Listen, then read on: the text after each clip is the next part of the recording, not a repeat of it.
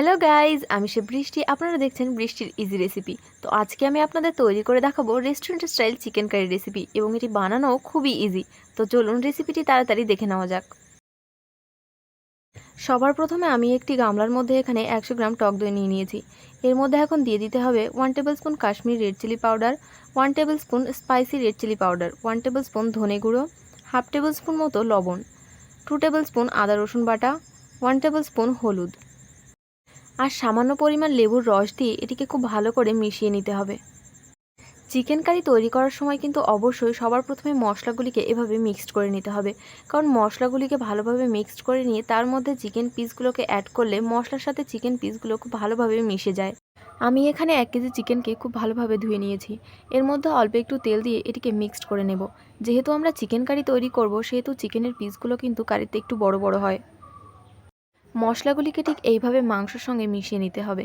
এবার এটিকে 1 ঘন্টার জন্য ঢাকা দিয়ে সাইডে আলাদা করে রেখে দেব। আপনাদের কাছে একটাই অনুরোধ রইল, এই রেসিপিটি বাড়িতে একবার হলেও তৈরি করে দেখবেন। আশা করছি আপনাদের খুবই ভালো লাগবে। এবার একটি কড়াই বা প্যানকে গরম করে তার মধ্যে দিয়ে দিতে হবে 2 টেবিল স্পুন ঘি। ঘি যখন গরম হয়ে যাবে, এর মধ্যে দিয়ে দেব 4টি স্লাইস করে কাটা পেঁয়াজ। হাফ টিস্পুন লবণ দিয়ে 2 মিনিট মতো ফ্রাই করে নিতে হবে মিডিয়াম ফ্লেমে।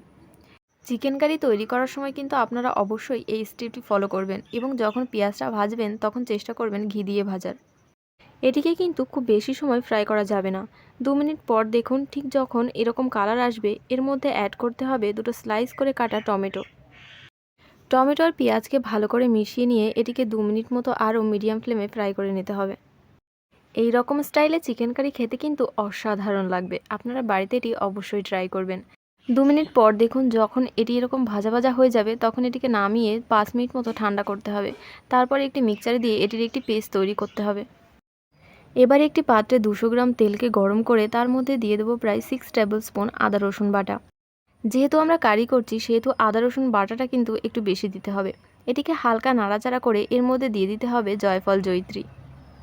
আমি এখানে জয়ফলকে গ্রেট করে দিয়েছি, কারণ জয়ফল গ্রেট করে দিলে কারির ফ্লেভারটা কিন্তু খুব সুন্দর আসে। এখানে কিন্তু ফ্লেমটা একদম লোতে রাখতে হবে, না হলে কিন্তু নিচের মশলাটা পুড়ে যাবে। এবার এর মধ্যে অ্যাড করতে হবে আগে যে পেঁয়াজ আর টমেটো ভেজে পেস্টটি তৈরি করেছিলাম সেটি। একই সাথে এর মধ্যে দিয়ে দিতে হবে 1 টেবিল স্পুন করে হলুদ, লবণ, red chilli powder, Kashmiri red chilli powder, জিরে গুঁড়ো, ধনে, গরম মশলা। এবার এটিকে ভালো করে মিশিয়ে নিয়ে 2 মিনিট মতো মিডিয়াম ফ্লেমে কুক করে নিতে হবে। আপনারা যারা প্রথমবার এরকম চিকেন কারি করতে চান বা ব্যাচেলার আছেন, তারা কিন্তু খুব সহজেই এটি তৈরি করতে পারবেন। এরপর প্রথমে যে চিকেনকে ম্যারিনেট করে রেখেছিলাম 1 ঘন্টার জন্য, সেটি এর মধ্যে দিয়ে দেব। মাংসগুলিকে ভালো করে মশলার সাথে মিশিয়ে 3 থেকে 4 মিনিট মিডিয়াম ফ্লেমে কুক করতে হবে। 3 থেকে 4 মিনিট কুক তো করতে হবে, কিন্তু তার মাঝে একবার ঢাকনা দিয়েও কুক করতে হবে। খুব বেশি সময় না, ওই 1 মিনিট মতো ঢাকনা দিয়ে ঢাকনাটিকে তুলে খুব ভালো করে নাড়াতে হবে, যাতে মশলাটি নিচে লেগে না যায়। 3 থেকে 4 মিনিট পর মশলাটি যখন এরকম হয়ে যাবে, তখন এর মধ্যে দিয়ে দিতে হবে কাজু বাদাম পেস্ট। আমি প্রায় 10টা মতো কাজু বাদামকে আগে থেকে 1 ঘন্টা ভিজিয়ে রেখেছিলাম, তারপর সেটিকে পেস্ট করে নিয়েছি। পেস্টটি দেওয়ার পর 1 মিনিট মতো এরকম নাড়াচাড়া করে যখন কষা কষা হয়ে যাবে, তখন এর মধ্যে দিয়ে দেব 200 ml জল। অ্যাকচুয়ালি চিকেন কারি 2 রকমের হয়, একটি শুধু নাড়াচাড়া করে এবং অপরটি দম দিয়ে। আমি এখানে দম দিয়ে করেছি, কারণ দম দিলে মশলাগুলি পুরো চিকেনের ভেতর ঢুকে যায় এবং খেতে অসাধারণ লাগে। এবার এটিকে ঢাকনা দিয়ে 5 মিনিটের জন্য একদম লো ফ্লেমে কুক করে নেব। 5 মিনিট পর আমি ঢাকনাটিকে তুলে নিচে ভালো করে নাড়িয়ে নেব, যাতে নিচে লেগে না যায়। এবার এটিকে আরও 5 মিনিটের জন্য ঢাকনা দিয়ে কুক করতে হবে লো ফ্লেমে। দেখুন, আমাদের রেস্টুরেন্ট স্টাইল চিকেন কারি পুরো তৈরি হয়ে গেছে, এবং দেখলেন তো এটি তৈরি করা কতটা সহজ। শেষ পর্যায়ে এর মধ্যে কিছু ধনেপাতা কুচি দিয়ে গ্যাসের ফ্লেমটা অফ করে 10 মিনিটের জন্য রেস্টে রেখে দেবেন। তারপর এটিকে রুটি বা স্টিম রাইস দিয়ে সার্ভ করুন।